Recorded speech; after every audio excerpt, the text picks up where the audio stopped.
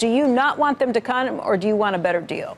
Well, look, the deal that's before us is so bad right now that I can't fathom that that's going to form the foundation of a productive negotiation. And we're sitting here, and rather than try and show that they can be responsible neighbors that would help the community they want to join, which is already overdeveloped. Everyone that knows Long Island City knows the cranes are on every corner building and building and building. They're busy threatening to leave. They're doing the typical Amazon tactics. They did it in Seattle. Seattle City Council had the temerity to suggest they might want to contribute to helping the homelessness crisis they created, and they flexed their muscle, threatened to leave Seattle, or at least to stop the growth in Seattle that they were creating. And the City Council rolled back the tax. This is just their typical tactic of threatening to leave. So you would consider it a victory if they actually say, forget it, we're going somewhere else? Under the terms of the deal that's before us, absolutely. Let me ask you a question. If I handed you $3 billion, and you gave me, I'm sorry, if you gave me $3 billion and I handed you back $25 billion, you don't think that's a good deal? Well, first of all, the $25 billion number is inflated. It's assuming nothing would happen on this land if Amazon wasn't there. There would be other economic activity. In fact, there was already a plan to build something there before Amazon rolled into town. So this notion that all this activity at the local restaurants and the local shops would not exist without Amazon is false. It's a false narrative. So you think if Amazon's not there, the exact same amount of economic activity happens? No, but there will be significant amounts. So when we talk about 25 versus 3, that's not a fair number. It's not an accurate depiction of what's going on out there. But call it half. But let me put it this way.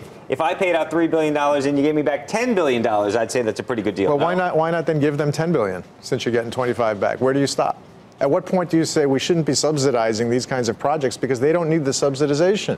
Google, just down the street, is building 20,000 jobs out with minimal subsidies. Google's doing that in Manhattan. Yes, of course. And which at the moment happens to be the more attractive place to be. Great. The argument about putting an Amazon on Long Island City is to effectively create an anchor tenant to try to create an ecosystem around it, right? Long Island City is doing just fine. If you haven't been there, it is growing by leaps and bounds. It's growing too much, in fact. Subways can't handle it. The housing market's in crisis there, and this will only exacerbate all those problems. And rather than talking about what they can do to help the local community they want to join, Amazon's just trying to take.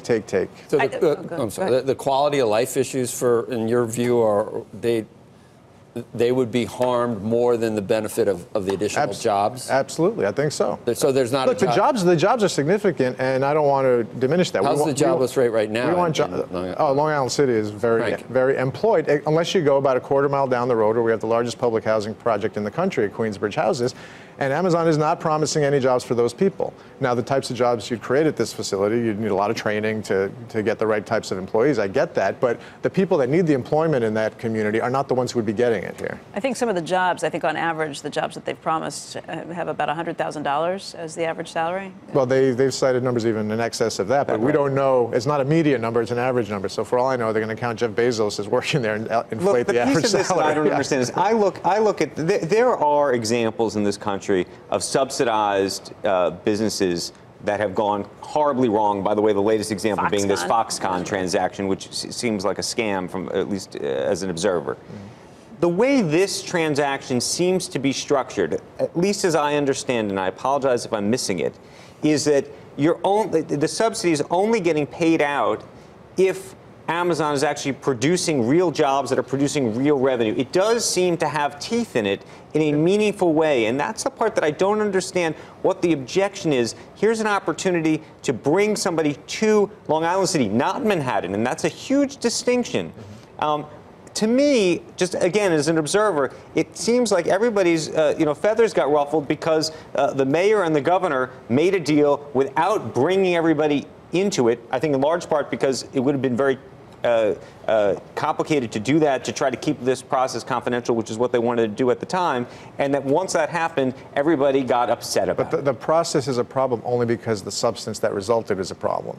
So they didn't bring people in, so they had no concept of what was going on in this community. It was the economic development leaders of the agencies for the state and the city that did this without any discussion of, or notion even, of what that community needs or what New York needs. The alternative plan, though, which is to say Long Island City just builds on its own, gets you where, you think? So if I told you I'd bring you $25 billion, right, for the $3 billion of subsidies, let's say that doesn't happen. You say it's a strong economy, strong environment there.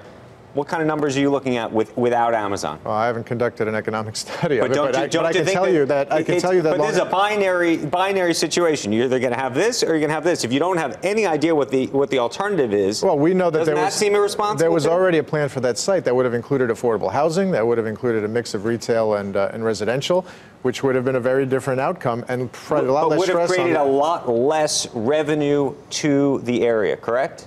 Less. Materially. Less, but I don't know how much less. And I don't also know to what degree. If the area is going to be used for affordable housing, explain how that's creating additional revenue beyond the construction costs and whatever is built around that area. Because restaurants are not bringing in the same kind of tax revenue at all relative to what Amazon would. Well, because the people who live there make money.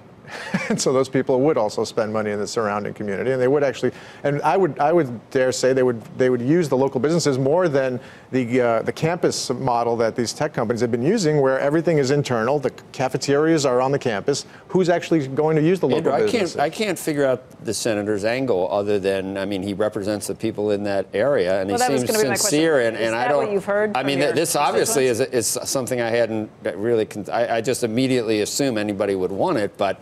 You represent the people there. You don't seem crazy. You know what the numbers are. And I appreciate you saying that. Well, and you know, I want it in Newark, so I'm on your side. Right. Newark could definitely use. There's two things going on here. You'd be happy to subsidize them to come. Yes. If I can make an important point, there's two things going on. There's a local community concern that is undeniable, but there's a bigger discussion going on. There's a reason the European Union bans subsidies like this.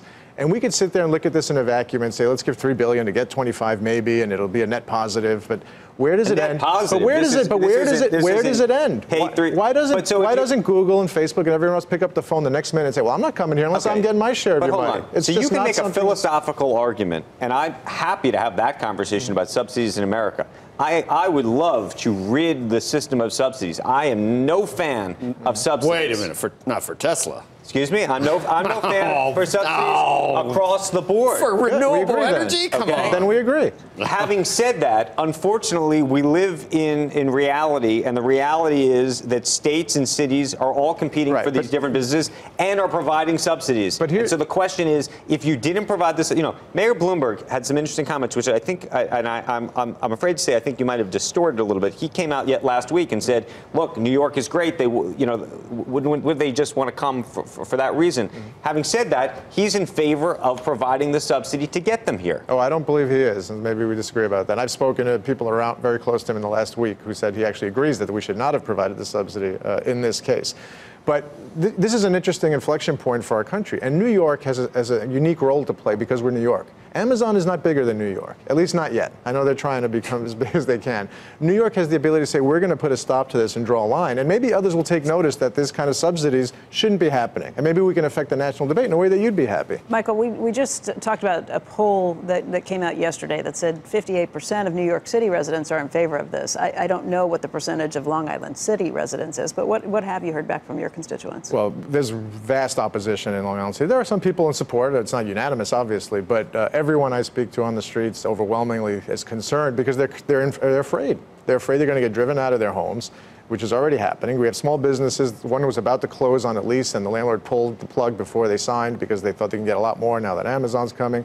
The small person's going to be run out of this neighborhood, and everyone's worried about that. The subways, everybody knows, is in crisis. You can't get on the 7 train in Long Island City already, never mind dropping. But don't you need the revenue that would come from something like this to actually then invest in the subway system? Right, and we've been doing very well in New York City the last 10 years, and we haven't been able to do that because we have misplaced priorities among decision makers. I would not disagree with you. The decision to grant the subsidy is just another one of those misplaced priorities, in my view, because I've heard that argument. I spoke before the Association for Better New York, and they said we need this money to invest wisely. I said we've been making money for the last decade, and we haven't invested it at all in the subways the way we should have. And so what is going to change if they come here other than the wealthy getting wealthier and the people who are living there getting run out of town?